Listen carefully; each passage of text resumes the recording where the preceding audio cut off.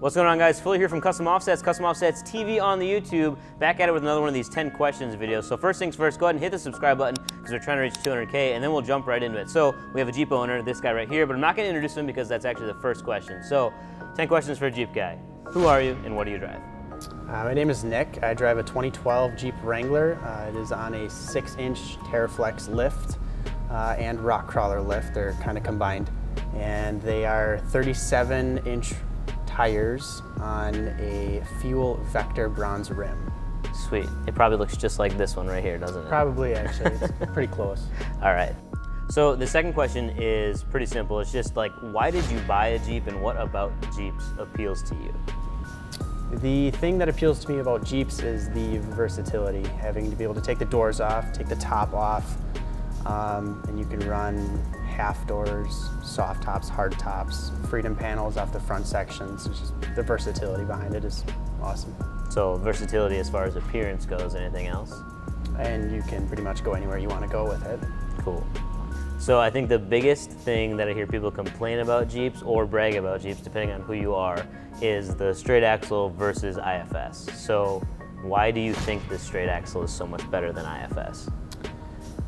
Ground clearance, and you can, as far as actual rock crawling, yes, straight axles are better than independent front suspension. And you do a lot of rock crawling? I wouldn't say I do a lot. I do a good amount. Okay. For what Wisconsin offers anyway. Yeah. I would like to be able to go Moab, but that's a hike. Yeah. So what about like speed though? Because straight axles suck when it comes to like high speed stuff. Like you got to go IFS if you want, you know, the pre-runner status and all these guys that are just flying across stuff. You can't do that in a Jeep. You got to go slow. Yeah, it's a Jeep thing you wouldn't understand.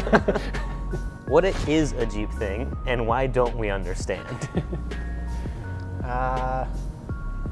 Jeep owners don't even understand. It's just.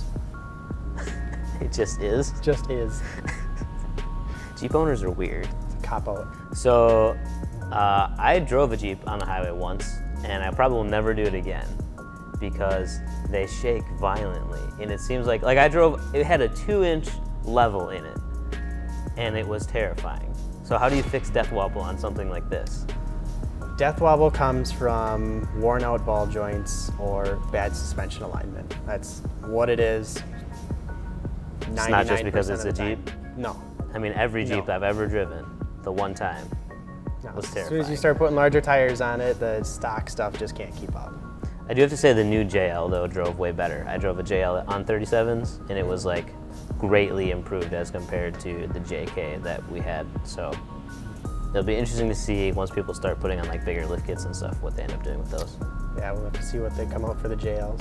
What is your favorite feature on your Jeep? Favorite feature would just door removal and top removal. Hands down, that's what it is. Because that gets the ladies? Always. What is your least favorite feature? The V6 motor in it. Mm-hmm. They need to drop the 5.7 Hemi into it, or in 2020 they're coming out with the diesel, the 3.0 Eco diesel. That'll be interesting. Because there's companies out there right now that do the Hemi conversions, and I feel like that just gives you the power you need. $20,000. Yeah, it's super expensive. Jeeps are expensive in general as it is, so that's part of the downside of a Jeep. Mm-hmm. So you think the V6 probably doesn't give you enough power, like not as much as you want? No, not at all. As soon as you start changing tire size, you have to, unless you have the tow kit, you have to do re-gearing. Yeah. You have yours re-geared? I do. I'm at a 488 ratio now. Okay. With the manual, so I don't have to go any higher than that. Okay. Cool. Does your hand or your wrist ever get sore from doing the Jeep wave so often?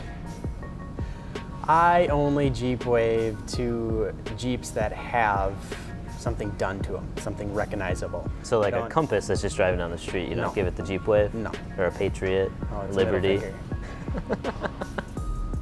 So the only real Jeeps then are going to be the Wrangler for you? Wranglers, only Wranglers. Okay. Why do they? What's with the wave? I don't know of any other like car brand that does that. So Mopar actually has a program called the Jeep Wave. Oh really? The Jeep Wave is like you get free seating at X game events, and that's what it originally came from, but people just took it as an actual Jeep Wave. Because you have the sticker, right? Yeah. I do, yeah. Yeah. So people know, like, it's okay to wave to me, I'll wave back. So how do you do the Jeep Wave? Yeah, there is a specific Jeep Wave. It's hand on top of the steering wheel, 2 fingers, that's it. And So you're if you're like doing a a classy wave, like wave. it's wrong. You're wrong. I'm not waving back at you. But the picture has the full hand. Like that to me says like you're gonna be like halfway out your window. Like That's just advertising. It's, no, 2 fingers on the steering wheel. I'm gonna try it in my car and see if the Jeep guy, what he does back to me. Yeah. Middle finger. Yeah, it probably hit you. So we talked about it a little bit before with the Hemi conversion, but like, why are Jeeps so expensive? Because even used stuff that's like 10 years old is still like way more than any other 10-year-old vehicle. Because the interiors are trash. not They're on the JKs, so plastically. not on the Oh. JKs. On the TJs and older, yes, they are cheaper. Cheaper. They're plastic. Yep. It's the Still same worth more material than as like a the Dodge Neon. Yeah, so your used Jeep, like significantly more used than what I drive, is worth more, even though my car's way newer. And I just don't understand. As mine sits, mine's probably 30K. That's ridiculous. What year is it? 2012, 47,000 miles. Yeah, so you have like a relatively low mile, and it's 6 years old, and it's still worth 30 grand. Because new ones, like you can easily option 50,000 plus. That's a lot of money for a lack of power and lack of creature comforts. It's a Jeep thing. You can't just default to that every time. So you have your Jeep pretty well built up to like what you like it, but if you had an unlimited budget, it doesn't have to be on your Jeep, but what would be your ultimate Jeep then? Would you stick with the JK, go to the JL, get something old? I'd probably, I don't know too much about the JLs, but if I had an unlimited budget, I would stick with the JK body. And then it'd be king coilover suspension all the way through, the cantilever suspension in the rear, and then basically— That kit's awesome. Yeah, and then basically turned it into a badass overland rig, the rooftop tent and everything. Okay guys, so that's 10 questions for the Jeep owner. Obviously, as you guys know, I always have to explain that I don't hate Jeeps, so don't like get all angry in the comments yet. This one's pretty cool. I would probably drive this one, all right? That's it. Peace.